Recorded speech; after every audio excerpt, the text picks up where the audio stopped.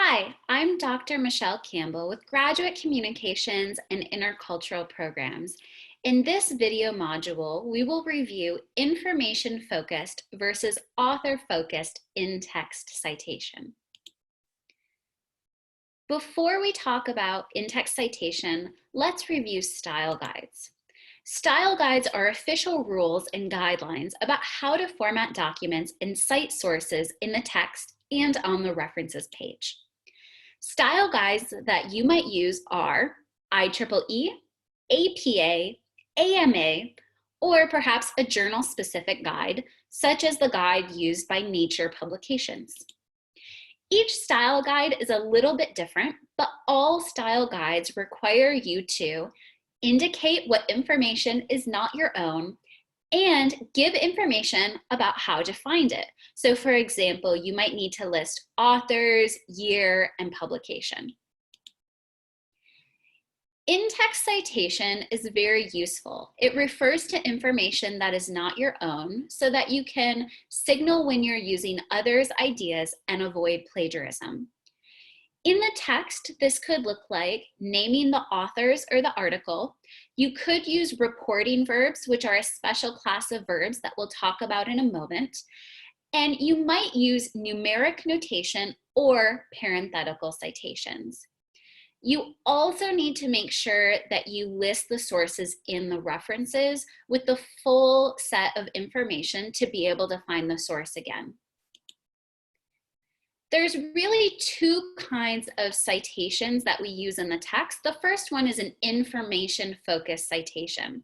So this is when we don't necessarily name the authors or the publication, but we do still indicate when the information we're using is not our own.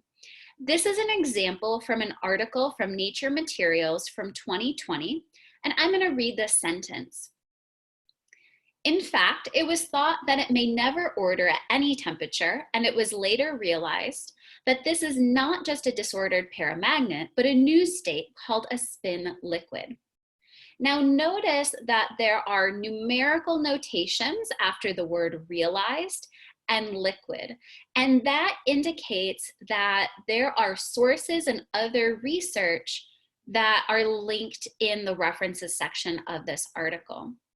So if I am a reader for this article, I know that there is other research that did not come from the authors of the article that I'm reading right now, and that if I wanted to look up that research, I could go to number 2 or number 3 in the references section. And this is what it looks like in the references section. So I can go back and find that information again. There's also an author-focused citation in the text, and you can see an example here, and I will read this example. Indeed, the ab initio calculation reported by Kong et al. Fully agree with this reasoning.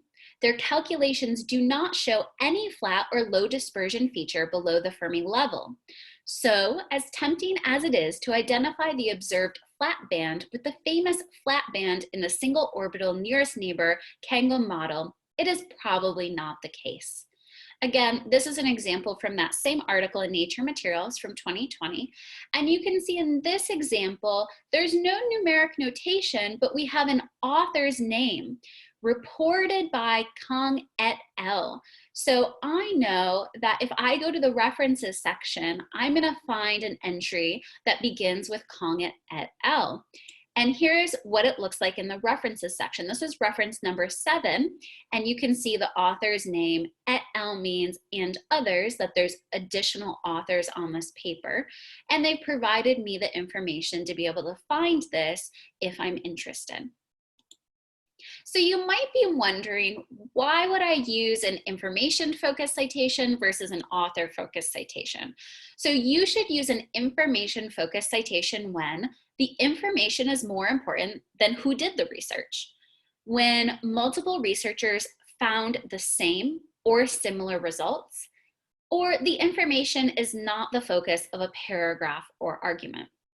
You should use an author-focused citation when the researchers are well-known or foundational in the field. Their credibility gives you a little bit of credibility. You should use an author-focused citation when only one researcher or group has found the information. You should use an author-focused citation when the researchers are the focus of a paragraph or argument. So, for example, if you're writing a summary paragraph about just one source, you definitely want to use an author-focused citation and cite your source at the very beginning of that paragraph. Then we know that everything else coming in that paragraph in terms of summary comes from just that one source and not any other sources. It helps us avoid confusion and avoid plagiarism. Additionally, you might want to use an author-focused citation when you want to build credibility or show your work is in the same line as other specific groups' research.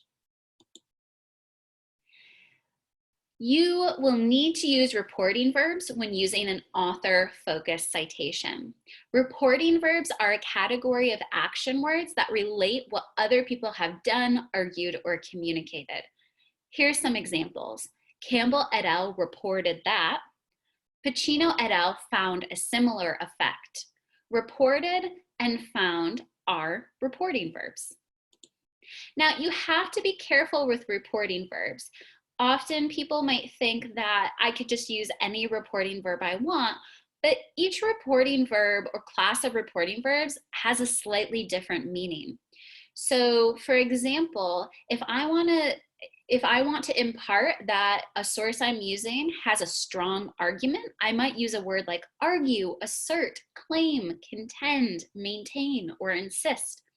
If I want to keep it neutral, I might use state, note, report, explain. If I want to